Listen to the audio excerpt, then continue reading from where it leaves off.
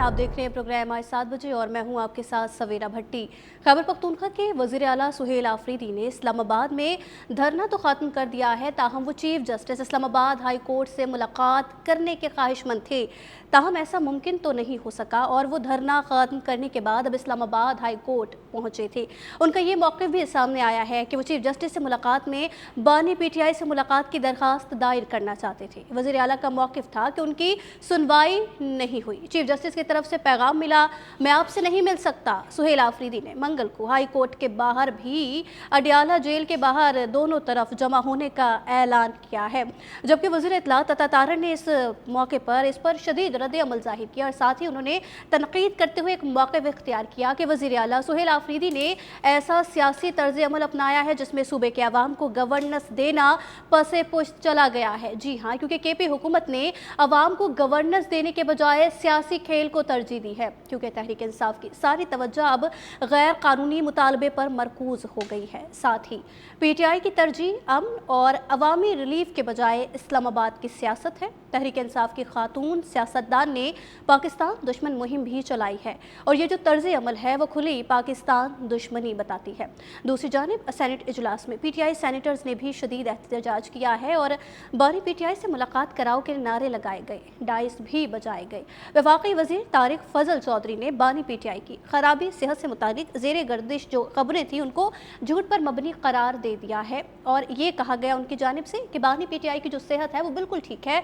और इसी मामले पर अपने तजियाकारों से आज राय जानेंगे। हमारे साथ मौजूद हैं ब्यूरो चीफ कराची इम्तियाज़ फारान साहब, जिन्होंने हमें स्टूडियो से ज्वाइन किया है। साथ ही लाहौर से सीनियर तजियाकार जुल्फ़िकार राहत साहब, सीनियर तजियाकार हैं डॉक्टर आबिद अब्बासी और मोहम्मद नौशाद अली साहब ने भी प्रोग्राम में हमें ज्वाइन किया है, जो कि वो भी सीनियर तजियाकार हैं। सबसे पहले रुख करेंगे डॉक्टर आबिद अब्बासी साहब का और उनसे बात का आगाज़ करेंगे। आबिद अब्बासी साहब, आखिरी मुलाकात 4 नवंबर को करवाई गई थी खान साहब से, उसके बाद अब तक कोई मुलाकात नहीं करवाई गई। अदालतें बार बार हुक्म दे रही हैं कि मुलाकात करवाई जाए, उसके बावजूद अदालती हुक्म होने के बावजूद क्यों मुलाकात की इजाज़त नहीं दी जा रही?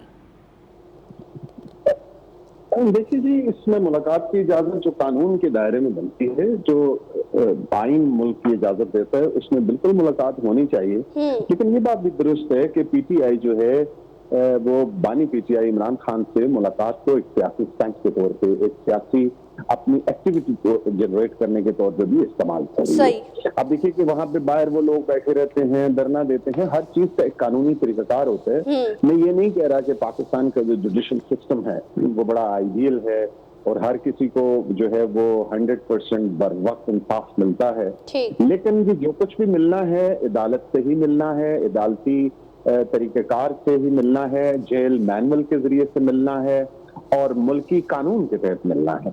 अब हटदर्मी करके या आप जिद करके हमारे, जिस तरह मैं गुज़िश्ता प्रोग्राम्स में भी ये बात करता रहा हूँ बड़ी शद्दोबद के साथ कि पाकिस्तान एक बड़ी कमजोर डेमोक्रेसी है। हमारे मुल्क की 78 साल तारीख में डेमोक्रेटिक वैल्यूज जो हैं वो डीप रूटेड नहीं हो सकी, जड़ें नहीं पकड़ सकी। हमारे यहाँ बहुत सारी कमजोरियां हैं। हम एक ऐसे ट्रांजिशनरी पीरियड से गुजर रहे हैं कि जहाँ पे हम एक कॉलोनियल स्टेट के तौर पर डेमोक्रेसी की तरफ बढ़ने की कोशिश कर रहे हैं। तो इसमें वो खराबियां तो हैं, लेकिन मैं ये कहूंगा कि एक तरफ तो ये बात है कि बानी PTI जो इमरान खान हैं उनको उसके साथ जो जेल मैनुअल और मुल्की कानून के तहत मुलाकात की है वो फराहम की जानी चाहिए उनकी फैमिली को और उनके रिश्तेदारों को और उनके वकीलों को। लेकिन दूसरी तरफ इसको एक पॉलिटिकल स्टंट के तौर पर, पॉलिटिकल जो एक जिंदा रहने की कोशिश है, जो रेलेवेंट रहने की कोशिश है, उसके तौर पे भी इस्तेमाल किया जा रहा है। अब हर रोज हर किसी को तो मुलाकात नहीं करवाई जा सकती। जेल मैनुअल के मुताबिक जो डे होता है उसी के ऊपर मुलाकात होगी।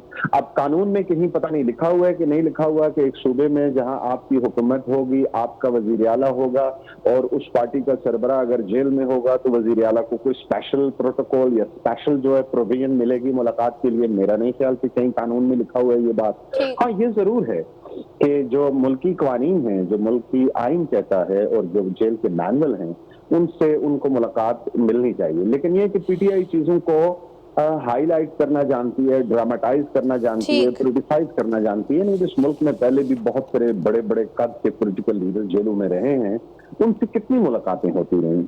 आप देखिए कि पाकिस्तान के इब्तदाई अयाम में बाचा खान जब जो खुदाई खिदमतगार तहरीक के सरबराह थे वो जेल में रहते तक कितनी मुलाकातें होती थी उनके साथ। इसी तरह महमूद खान अचकजई के जो वालिद थे हामिद खान अचकजई, जिंदगी का बेशतर हिस्सा उन्होंने जेल में गुजारा। इसी तरह अब अगर आप देखिए कि पाकिस्तान के प्राइम मिनिस्टर जुल्फिकार अली भुट्टो को जेल में फांसी हुई, बेनजीर भुट्टो को पता ही नहीं था कि वो किस जेल में हैं और उनके वालिद कहाँ हैं। उसके बाद जब उनको किया गया तो आप आसिफ अली जरदारी की मिसाल देख लीजिए, वो कहते हैं मैंने महीनों सूरज नहीं देखा था। तो कितनी मुलाकातें होती थी, कितने ट्वीट्स होते थे, कितने देसी मुर्गे मिलते थे, कितने बाहर से खाने की सहूलतें मिलती थी, कितने 6-6 कमरे पाकिस्तान के पॉलिटिकल लीडर्स को जेलों में मिलते थे और कितनी एक्सरसाइज की मशीनें मिलती थी। इस चीज को भी देखना बहुत जरूरी है। मैं ये समझता हूँ कि मुल्की कानून के तहत हर इंसान का ये हक है कि अगर वो जेल में है तो जेल में जो उसके राइट्स हैं वो उसको मिलने चाहिए। लेकिन ये भी अपनी जगह हकीकत है कि बड़ा जो है वो मैं कहूंगा ये कि लाडलापन किया गया उनके साथ, जिस तरह की जेल में उनको फैसिलिटीज मिली, जिस तरह डॉक्टर आबिद अब्बासी साहब, लेकिन वजीर आला खैबर पख्तूनख्वा सुहेल आफरीदी जब से इस ओहदे पर फाइज हुए, उनका एक ही मुतालबा है कि उन्हें उनके बानी चेयरमैन PTI यानी इमरान खान से मुलाकात करवाई जाए।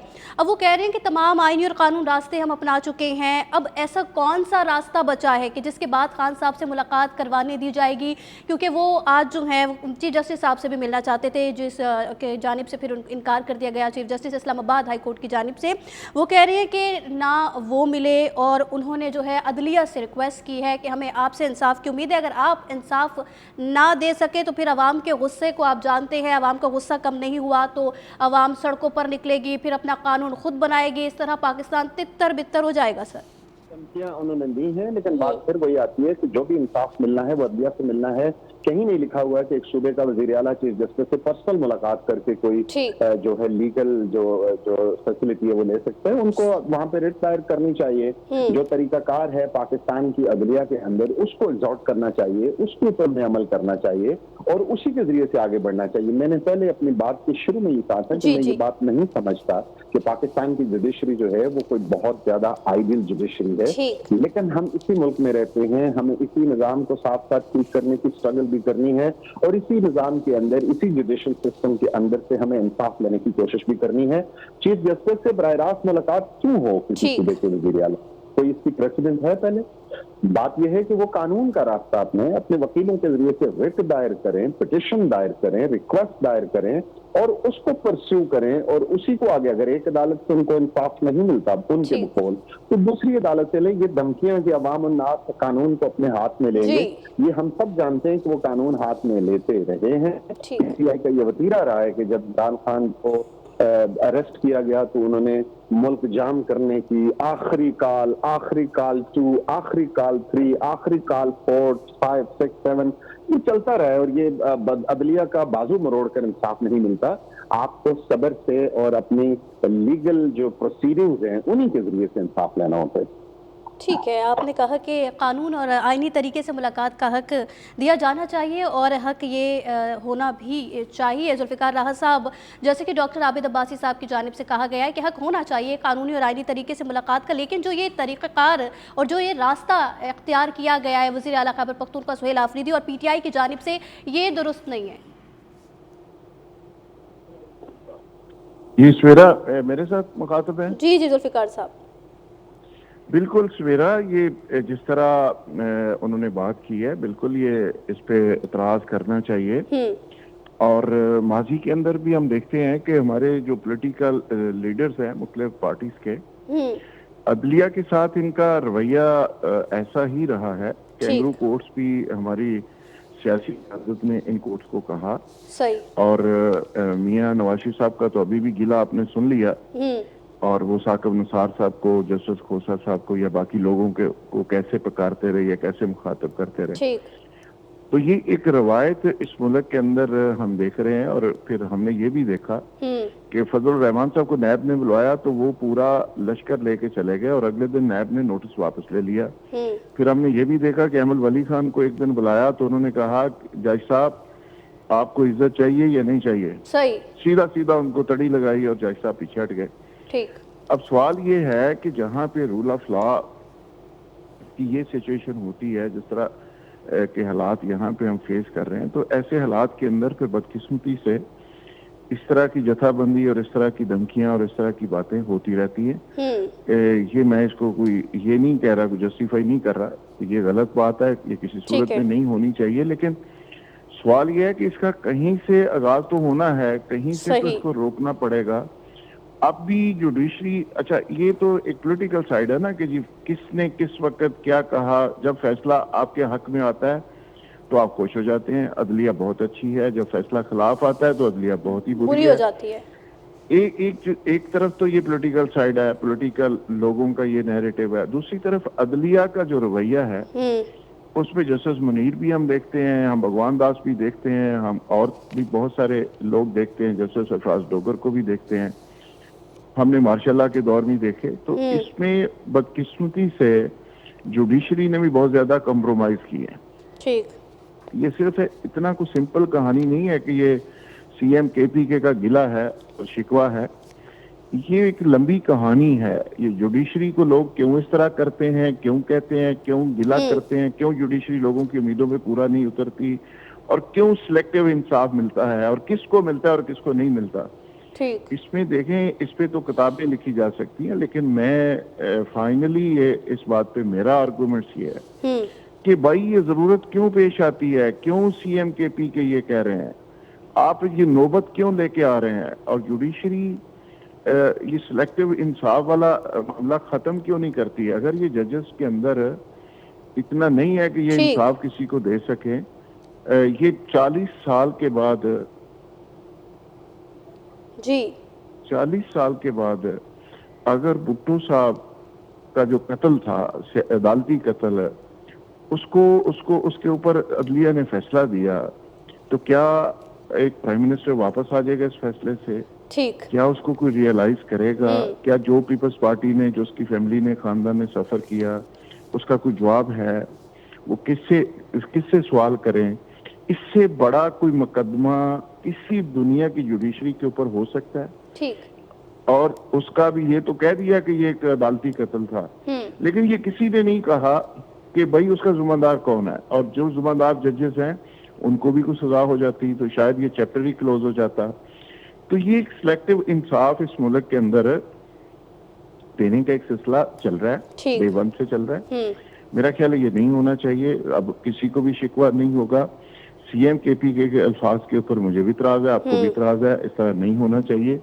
लेकिन मुझे इससे भी ज्यादा इतराज है जुडिशरी के उन जजेस के ऊपर कि जो सिलेक्टिव इंसाफ करते हैं, जो एजेंडा बेस्ड चीजें लेके चलते हैं, ठीक, और हर दौर के अंदर ये चले हैं, जस्टिस साकिब निसार हो, जस्टिस खोसा हो, या बाकी लोग हों, गुड टू सी यू वाले बंदयाल साहब हों, ठीक ठीक, तो ये एक ऐसी अजीबोगरीब कहानी है कि जिसका एंड होना चाहिए। अब इसका खात्मा होना चाहिए, ये तमाशा बंद होना चाहिए। ठीक है, फिर जाके आप रूल ऑफ लॉ की बात करेंगे, फिर जाके दुनिया के साथ आप खड़े होंगे। ठीक है जुल्फिकार साहब, आप कह रहे हैं कि जो वज़ीर आला खैबर पख्तूनख्वा सुहेल आफरीदी की जानिब से कहा गया, आप उसे जस्टिफाई नहीं करते, गलत है, लेकिन इस तरीके की बातें माजी में भी होती रही हैं और ये चीज़ें हमने देखी हैं। आपका पॉइंट आ गया। इम्तियाज़ साहब, जो वज़ीर आला खैबर पख्तूनख्वा सुहेल आफरीदी की जानिब से कहा गया है कि हमारी मुलाकात नहीं करवाने दी जा रही खान साहब से, तमाम आइनी और कानूनी रास्ते अपना चुके हैं, अब ऐसा कौन सा रास्ता अपनाया जाए जिसके बाद इमरान खान से मुलाकात करवाई जाए? क्योंकि सिर्फ वज़ीर आला खैबर पख्तूनख्वा या पीटीआई के रहनुमाओं की बात नहीं है, यहाँ पर खान साहब की बहनों की भी बात है, उनकी भी मुलाकात नहीं करवाई जा रही। बिस्मिल्लाहिर्रहमानिर्रहीम। देखें, सबसे पहले अब्बासी साहब ने जो एक बात कही, जेल मैनुअल भी होता है। जेल मैनुअल इसी मुल्क की पार्लियामेंट ने बनाया है, उसके अप्रूवल दिए, उसके अंदर जो कुछ लिखा हुआ है उससे कहीं ज़्यादा मैं समझता हूँ कि हुकूमत वायलेट करती है, ख़ास तौर पे इमरान खान साहब के हवाले से, उनको फैसिलिटेट करने के हवाले से। जेल मैनुअल और कई एक अदालती फैसले ऐसे हैं जो जेल मैनुअल की खिलाफ वर्जी है। अदालतों को ऐसा नहीं है कि मादर पिदर आज़ादी होनी चाहिए कि जो जज की बैठा है वो कहे कि जनाब, अगर वो एक जज ऐसे से आए ना, गुड टू सी यू, जो अभी जुल्फ़िकार भाई बात कर रहे थे कि जो मुलजिम था सुप्रीम कोर्ट का, अता बंदियाल साहब ने उसको डिक्लेयर किया, सुप्रीम कोर्ट का मेहमान डिक्लेयर किया और कहा कि आप वहाँ पे जाके रहें, जो पुलिस रेस्ट हाउस था, और उसका बनता भी नहीं था, जुरिसडिक्शन भी नहीं आती, उन्होंने ऑर्डर पास कर दिया था। और उसके बाद 9 मई आ गया था, दूसरे दिन 9 मई का वाकया हुआ, पूरे मुल्क के अंदर अफरा तफरी मच गई। और वो जगह ऐसी थी कि अगर 2-4 हज़ार लोग उस वक्त, जो पूरे मुल्क में एक चिट्टान हम सिंधी में कहते हैं, वो मची हुई थी, तो वो अगर चले जाते उधर रेस्ट हाउस के पास तो वहाँ हमला निकाल सकते थे उनको, और बहुत कुछ हो सकता था, सारी चीज़ें।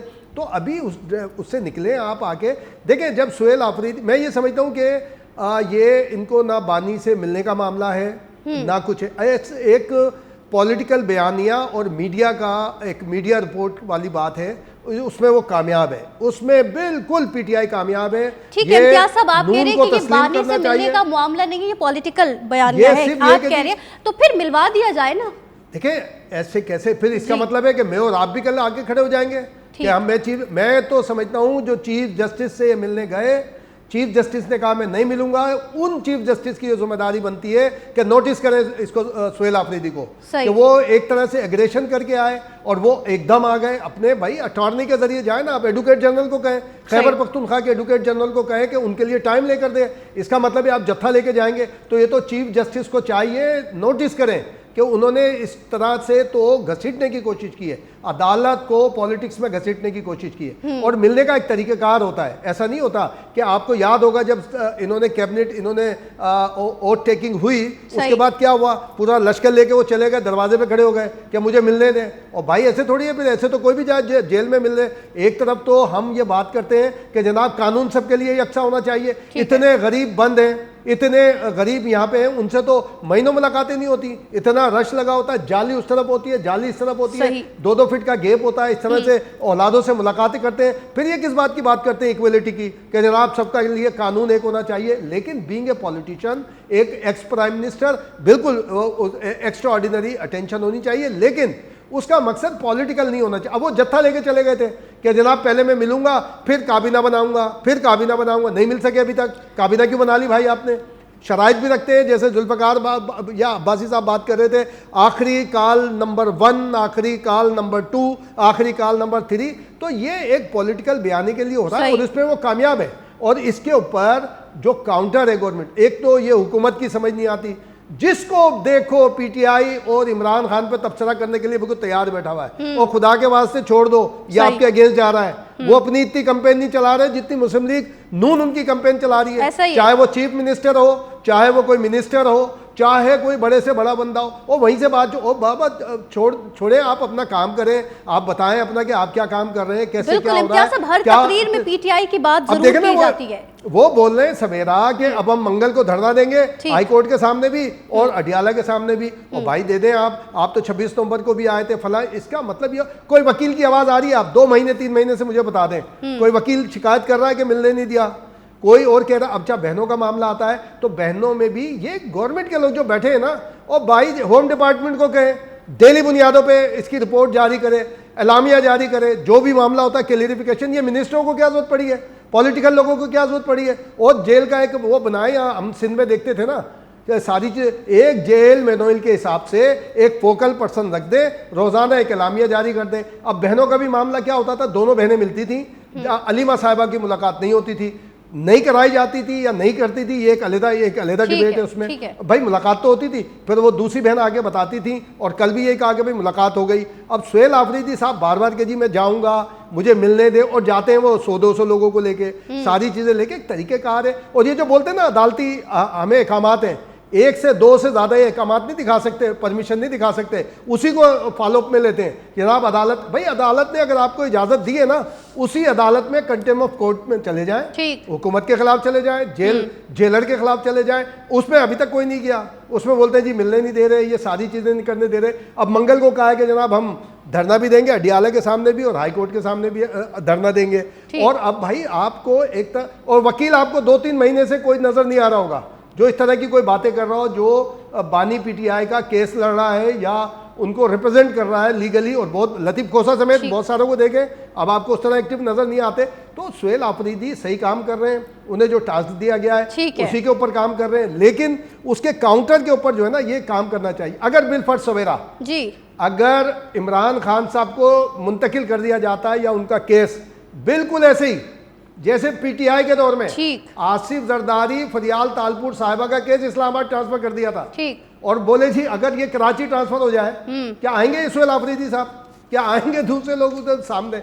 अब भाई तरीके से करें जैसा आप लोगों ने किया है, उसके मुकाबले में 50% भी कुछ नहीं हो रहा, 50% भी कुछ नहीं हो रहा। रातों को किसी का घर पे जाके ऐसे नहीं किया जा रहा कि घसीटते हुए ला रहे हैं, उसकी वीडियो बना रहे हैं, और वीडियो बना के जो फरियाल तालपुर साहिबा का किया था कि घसीटते हुए लेके जा रहे हैं, उसकी वीडियो बना के वायरल भी कर रहे हैं, और गिरफ्तारी हो रही है, जरदारी साहब की गिरफ्तारी हो रही है, शहबाज शरीफ की गिरफ्तारी, मरियम नवाज की वो जब जेल मिलने आई है बाप से वहीं से गिरफ्तारी। हम कहते हैं ऐसा किसी के साथ नहीं होना चाहिए। पीटीआई को चाहिए कि खुदारा इसको लीगल जो है उसको लीगल तरीके से लड़े, और जो पॉलिटिकल है पॉलिटिकल तरीके से आगे आए, ताकि मामले का हल हो। एक जानिब ये मसले देखें, नवाज शरीफ बहुत आगे थे मुखालफत में, लेकिन उन्होंने क्या किया, इब्तिदा की पॉलिटिशियन से गुफ्तगू में। भाई महमूद खान अशरफजई साहब आपके पास हैं, मौलाना फजलुर रहमान साहब है, या तो आप उन पे एतमाद नहीं करते, तहरीक तहफ़्फ़ुज़ आईन पाकिस्तान एम ही बना दिया आपने, उनको डालें आगे, गुफ्तगू करें, वो गुफ्तगू का आगाज़ करते हैं महमूद खान अशरफजई या मौलाना फजलुर रहमान साहब। अब तो वो भी नाराज़ है, साइड में महमूद खान अशरफजई साहब बातचीत का आगाज़ करते हैं और मामले को आप ख़त्म करना शुरू कर देते हैं, आप उनकी बात मानते नहीं हैं। अब ये सुहेल आफरीदी साहब का टास्क है, जाहिर है कि अब उनमें देखते हैं कि क्या है, किस तरह से। मैं तो ये समझता हूँ कि इनको जाना चाहिए अदालती कंटेम्प्ट ऑफ कोर्ट में। और जो चीफ जस्टिस साहब से इन्होंने कहा है कि चीफ जस्टिस साहब के गए कि जी मिलने नहीं दिया और इस तरह ना किया, ये नहीं किया, तो मैं समझता हूँ उन्हें नोटिस तो करना चाहिए, ताकि आइंदा ऐसा नहीं हो कि हर कोई उनके पास जाने की कोशिश करे, हर कोई कहे कि जनाब मुझे इंसाफ नहीं मिला तो मैं उनसे मिलूंगा, मुलाकात करूंगा। अदालत में जाएं उनके, जैसे अभी अब्बासी साहब बोले थे, बिल्कुल ठीक है, आप अदालत में जाएं, अदालत के अंदर निकले और इनसे एक खुदारा इनसे नून वालों से दरख्वास्त है कि भाई पीपल्स पार्टी भी तो पॉलिटिक्स कर रही है ना, थोड़ी एक तरीके से इसमें आपको हर बात में पीटीआई का जिक्र करना, हर बात में वो जरा सा तो उकसा देते हैं आपको, आप पता चला टॉप टू बॉटम उसी पे बात हो रही है। वो भाई छोड़ दें, आप अपनी पॉलिटिक्स करें, बोल दें कि जनाब ये बहुत बड़े लीडर हैं, अल्लाह मियाँ इनको और बड़ा बनाए, हम अपना काम करेंगे, अब हम इस पर गुफ्तगू नहीं करेंगे। अभी उसके बाद जितनी जान छूटेगी, हर चीज़ पे आप होते ना, कल भी मुलाकात हुई, आज भी ये अब सुहेल आफरीदी ने कहा जी मेरी मुलाकात नहीं होने दे रही, तो अब जाएं तरीके से कि जी एक दो लोग हैं, मैं मिलना चाहता हूं, मैं तरीके से बात करना चाहता हूं। आप थ्रेड भी करते हैं और मिलते भी है, पूरा पाकिस्तान निकल आएगा। पाकिस्तान पहले भी निकला है, बार बार निकला है, उससे क्या होता है, अगर पाकिस्तान निकाल, भाई धरने से क्या मसला हल हुआ था? वो तो खोसा साहब ने कहा ना कि इधर आ जाइए, जब जहीर जमाली साहब का यानी वो उनकी मुद्दत मुलाजमत पूरी हो गई थी, आना था इन्होंने, साकिब साहब ने, तो आसिफ खोसा साहब ने कहा अदालत आ जाए जी, हम आपको रिलीफ दे देंगे। धरने से क्या हुआ था? कुछ भी नहीं, पहले धरने से भी कुछ नहीं, अब भी कुछ नहीं। तो लीगल तरीका जो है, लीगल फैसिलिटी के लिए लीगल साइड यूज करें, पॉलिटिकल फैसिलिटी के लिए पॉलिटिकल साइड, और नून वालों से हाथ जोड़ के गुजारिश है, और भाई छोड़ दें, आप अपना काम करें, सीधे सीधे चलें, अपनी बातें बताएं, बोले जी आप बहुत पॉपुलर लोग हैं, बहुत सारे अच्छे काम कर रहे हैं, बस उसके जो छोड़ें, जान छोड़ें। ठीक है, ठीक है इम्तियाज़ साहब, आपका पॉइंट आ गया। नौशाद साहब भी हमारे साथ मौजूद है। नौशाद साहब, ये जो मामला चल रही हैं, वज़ीर आला खैबर पख्तूनख्वा सुहेल आफरीदी की जानिब से जो धमकी आमेज़ अल्फाज भी इस्तेमाल किए गए हैं, और बानी चेयरमैन पीटीआई की मुलाकात के हवाले से ये बात चल रही है। आखिरी मुलाकात जो करवाई गई थी वो 4 नवंबर को करवाई गई थी, उसके बाद अब तक कोई मुलाकात नहीं करवाई जा सकी। पीटीआई का यही शिकवा है कि सारे अदालती जो हुक्म हैं वो नहीं माने जा रहे, अदालत की तरफ से ये हुक्म दिया गया कि हमारी मुलाकात करवाई जाए, और ये भी कहना है कि ठीक है, वज़ीर आला खैबर पख्तूनख्वा सुहेल आफरीदी के बारे में कहते हैं कि वो पॉलिटिक्स के हवाले से मुलाकात करना चाहते हैं, उनके अलग जो है वो सियासी मामलात है, बहनों से मुलाकात क्यों नहीं करवाई जा रही, ये सवाल है। बिस्मिल्लाहिर्रहमानिर्रहीम। देखिए, ये हम सब जानते हैं कि जो पाकिस्तान तहरीक इंसाफ है उसका जो जैसे तरीका है वारदात तो किसी से छुपा नहीं है। अब्बासी साहब ने भी आपको बताया, फरहान साहब ने भी बताया, तो ये तो अंडरस्टूड बात है कि उन्होंने बेसिकली उनका जो पर्सपेक्टिव यही होता है, असल में वो खबर बनाना चाहते हैं। और मैं आपको बताऊं, पाकिस्तान की तारीख में ये वो सियासी जमात है जिसने सबसे ज्यादा मीडिया का इस्तेमाल किया और हर तरह से इस्तेमाल किया, और बदकिस्मती से हमारे मीडिया ने अपने आप को इस्तेमाल होने दिया, बल्कि आज तक इस्तेमाल होने दिया जा रहा है। अब मामला ये है कि ये जो बात आप कह रही है, ये बात दुरुस्त है कि अगर फर्ज कीजिए कि सुहेल आफरीदी से आईनी और कानूनी तौर पर मुलाकात नहीं हो सकती, तो बहनों से क्यों रोका जाता है? बहनों की मुलाकात होने देना चाहिए।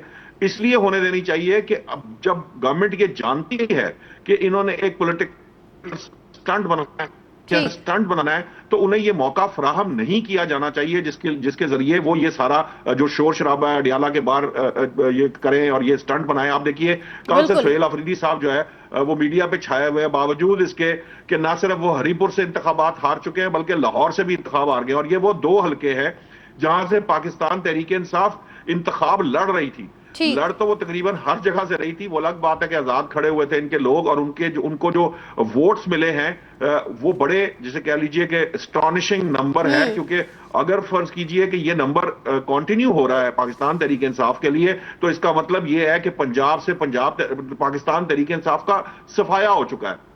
जो वोट इनके कैंडिडेट ने यहाँ NA 129 में लिए हैं, वो यकीन करें, वो जो मियां अजहर साहब ने जिस लीड से हाफिज नौमान साहब को हराया था 2018 के अंदर, वो उस लीड से भी कम है। यानी जिस लीड से रहा था उससे भी कम वोट है। और हरिपुर में भी आपने नताइज देख ही लिए हैं, उनके अपने घर से वो अपनी निशिस्त हार चुके हैं। तो बहरहाल ये बेसिकली इस नताइज के हारने के बाद ये पाकिस्तान तहरीक इंसाफ की जैसे कह लीजिए कि ये एक पॉलिसी है, या आप इसको यूं कह लीजिए कि ये उनका लायामल है कि वो अपने आप को दोबारा जिंदा करने के लिए, मीडिया में आने के लिए ये सारे स्टंट्स जो हैं ये परफॉर्म करेंगे। मामला इससे आगे बढ़ेगा। जिस तरह उन्होंने पार्लियामेंट का बायकॉट करने का या पार्लियामान को ना चलने देने की धमकी दी है और बाद में सड़कों पर आने की बात की है, ये सारा कुछ वो करके देख चुके हैं। वो तो असेंबलियां भी तोड़ के देख चुके हैं।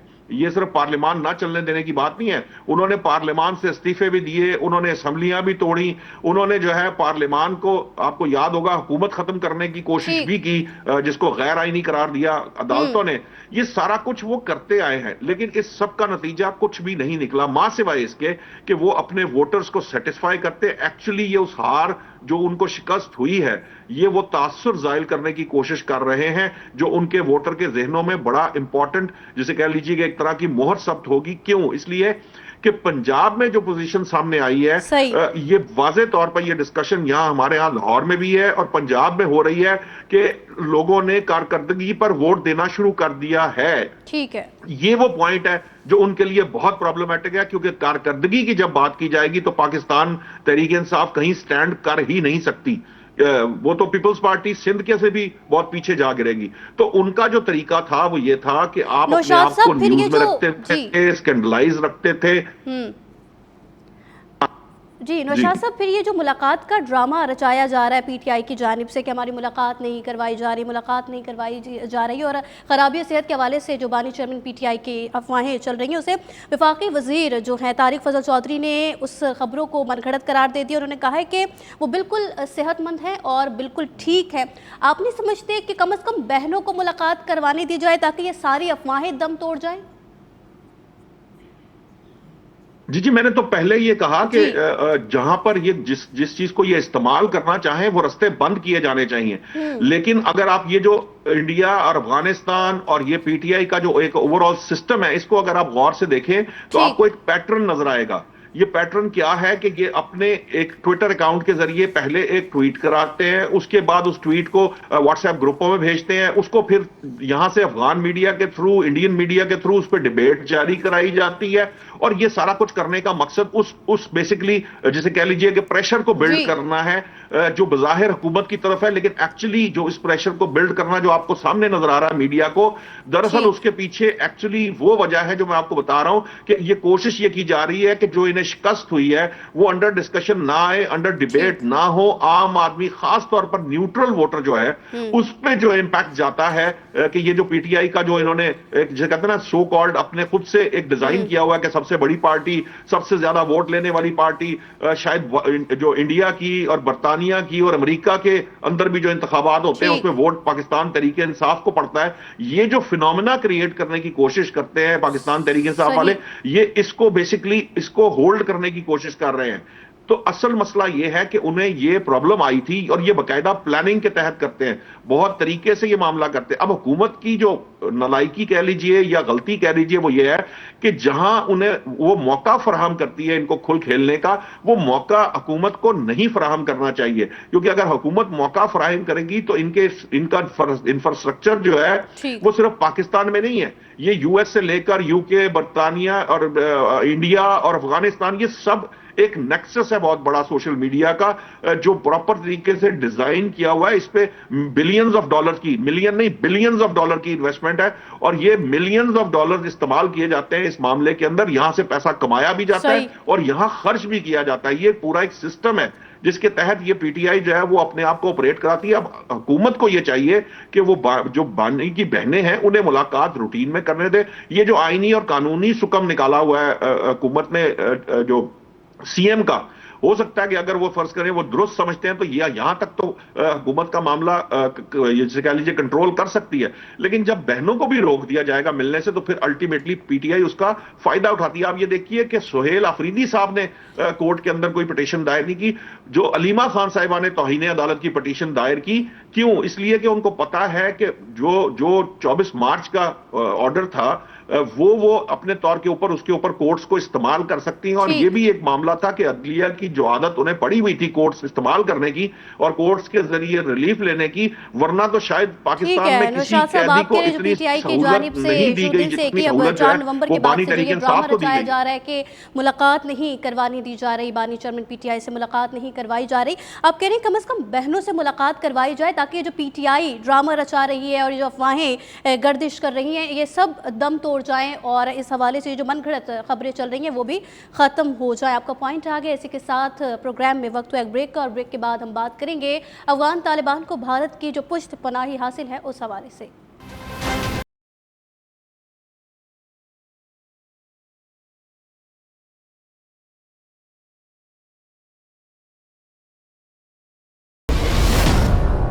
वेलकम बैक नाज़रीन। अफगान तालिबान को भारत की पुष्ट पनाही हासिल है, जो कि सबको ही ये बात पता है और पाकिस्तान बारहा ये बात कर चुका है।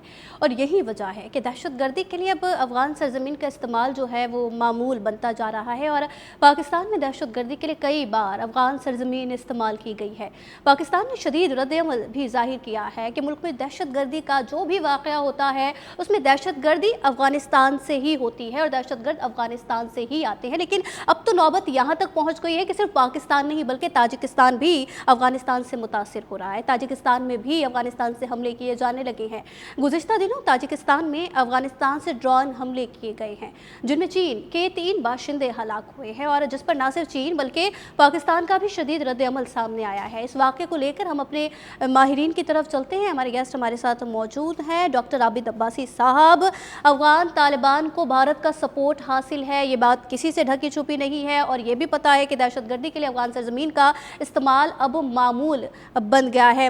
तो अब पाकिस्तान के बाद जो ये ताजिकिस्तान को निशाना बनाया गया अफगानिस्तान की तरफ से, क्या समझते हैं ये कार्रवाई किन अफगान अज़ाइम की तरफ इशारा करती है?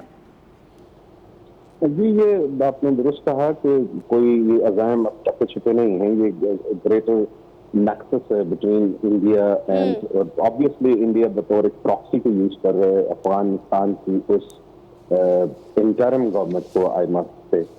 और ये जो ताजिकिस्तान में आप कह रही हैं कि ड्रोन हमला हुआ, दरअसल ये ताजिकिस्तान पे हमला नहीं हुआ, ये भी पाकिस्तान के इंटरेस्ट को जो है वो तबाह करने की कोशिश की गई है, क्योंकि ये हमला चाइनीज के ऊपर हुआ है, चाइनीज जो वहाँ काम करें। और उसकी वजह यही है कि वो पाकिस्तान और चीन जिसके जो इक़्तिसादी तौर पर ताल्लुकात हैं, जो उनके स्ट्रेटेजिक ताल्लुकात हैं, उनको वो जो है वो स्टेक पे लाना चाहते हैं, उसके अंदर वो दरार डालना चाहते हैं। और वो चाइनीज को इस तरह का किसी तीसरे मुल्क में जाके उनके ऊपर हमला करके वो एक कंफ्यूजन और मिसअंडरस्टैंडिंग क्रिएट करना चाहते हैं, ताकि पाकिस्तान और चीन के दरमियान जो इक़्तिसादी और जो डिफेंस एंड स्ट्रेटेजिक रिलेशनशिप है उसको जो है वो सबोताज किया जा सके। तो मैं ये समझता हूँ कि पाकिस्तान को इन जो कवर्ड अटैक्स हैं, जो एक जो है वो चालाकी पर मबनी दूसरे मुल्क से किए जाने वाले इक़दामात हैं, इनको हाईलाइट करना चाहिए और उन ममालिक के लीडरशिप के साथ बात करनी चाहिए कि यहाँ पे आपके मुल्क के अंदर अगर अफगानिस्तान के जरिए से जो इनफैक्ट इंडियन प्रॉक्सी है, इंडिया की बेहस के ऊपर वो ये काम कर रहे हैं। कुछ उन्हें डॉलर्स का लालच इंडिया ने दिया हुआ है, कुछ डैम का कंस्ट्रक्शन की उन्होंने बात की है और वो जो है उस खुफिया नेक्सस का हिस्सा बने हुए हैं जो पाकिस्तान के खिलाफ हिंदुस्तान ने मुख्तलिफ माज़ी के ऊपर खड़ा किया हुआ है। तो मैं ये समझता हूँ कि अभी हमें उन मुल्कों की लीडरशिप को भी इस्तेमाल में लेना चाहिए और लोगों को ये बात बतानी चाहिए कि इसके दरपर्दा दरअसल ये नेक्सस क्या है, ये ग्रेट प्लेन क्या है, इसके मकासद क्या हैं। और यकीनन चीन की जो इंटेलिजेंस एजेंसी है वो अच्छी तरह ये बात जानती हैं कि ये लोग कहाँ से ऑपरेट होते हैं, इनके मकासद क्या हैं और इनके पीछे क्या है। लेकिन उन ममालिक, जिन ममालिक से यानी ताजिकिस्तान की मैं बात कर रहा हूँ, कि उनको भी इत्मीनान में लिया जाना चाहिए और उनको ये बात बतानी चाहिए कि ये जो इस तरह के हमले हैं, दरअसल ये उस ग्रेट एक जो है वो इंडिया और अफगानिस्तान की जो इंटरिम गवर्नमेंट है उनके नेक्सस का नतीजा है, और वो पाकिस्तान और चीन और खिते के दीगर ममालिक को डिस्टेबलाइज करना चाहते हैं ताकि यहाँ पे इक्तिसादी तरक्की ना हो और इंडिया की जो हेजेमोनिक डिजाइन है रीजन उनको तकलीफ मिले और वो अपनी उन जो है वो सो कॉल हेजेमोनिक डिजाइन को पूरा कर सकें। तो मेरा ख्याल है कि ये चीन के जो ऊपर चीन की जो काम करने वाले लोग थे उनके ऊपर हमला दरअसल पाकिस्तान और चीन के तल्लुकात को डैमेज करने के बराबर ठीक है, आप कह रहे हैं कि जो ताजिकिस्तान में हमला हुआ है, चीन के 3 बाशिंदे जो है वो हलाक हुए हैं, ये बेसिकली चीन और पाकिस्तान के दरमियान जो ताल्लुकात है उनको ख़राब करने की कोशिश थी। आपका पॉइंट आ गया। नौशाद साहब, ये बात किसी से ढकी छुपी नहीं है, अफगानिस्तान और भारत के जो मामला चल रहे हैं, जिस तरीके से भारत अफगानिस्तान को सपोर्ट कर रहा है और अफगानिस्तान भारत के ईमा पर हमले पे हमला किए जा रहा है, किराए के कातलों का रोल प्ले कर रहा है अफगानिस्तान। अब सिर्फ पाकिस्तान नहीं, ताजिकिस्तान में भी हमला हुआ है, ड्रोन हमला किया गया है, चीन के 3 बाशिंदे हलाक हो गए। आप क्या समझते हैं अब इस सूरत हाल से निपटने के लिए कौन से इक़दामात करने चाहिए? देखिए, इस मामले के अंदर 2 बड़ी इंपॉर्टेंट चीजें हैं। एक ड्रोन का इस्तेमाल और दूसरा जो इंपॉर्टेंट ये है कि 3 चीनी शहरी जो हैं वो उनको मारा गया है। ये दोनों एस्पेक्ट इसलिए बड़े इंपॉर्टेंट हैं कि पहली बात यह है कि अफगान तालिबान अगर उनके पास ड्रोन टेक्नोलॉजी रूस या भारत जो भी उनको दे रहा है या इसराइल, तो ये बड़ी प्रॉब्लमैटिक चीज हो जाएगी अगर आप जो है ना इनको ये टेक्नोलॉजी दे देंगे, क्योंकि अभी तक जो हम ये रोकने की कोशिश कर रहे हैं दहशतगर्दी को, उसमें जो ड्रोन है उसका बड़ा एक अमल दखल है। और अगर इस किस्म की चीज उनको दी जाती है तो मैं ये समझता हूं कि इंटरनेशनल कम्युनिटी को इसके ऊपर उन तमाम ममालिक पर पाबंदी लगा देनी चाहिए और उन पर सख्त सैंक्शंस लगनी चाहिए जो अफगान तालिबान जो है ना उन जैसे जुत्थे को ये इस किस्म के ड्रोन्स और इस किस्म की टेक्नोलॉजी दे रहे हैं। ये एक बात है। दूसरा मामला है 3 चीनी शहरी ताजिकिस्तान के अंदर चीनी शहरी मारने का मतलब यह है कि एक्चुअली वो प्रॉक्सी के तौर पर काम कर रहे हैं भारत की, क्योंकि भारत चीन के खिलाफ काम करता है, चीन के अगेंस्ट काम करता है, और जब वो ये काम करता है तो उसका मतलब ये होता है कि वो अमेरिका की ईमा के ऊपर ये कर रहा है। तो ये एक नेक्सस है जो अल्टीमेटली डिजाइंड है कहीं ना कहीं इंटरनेशनल सिस्टम के अंदर।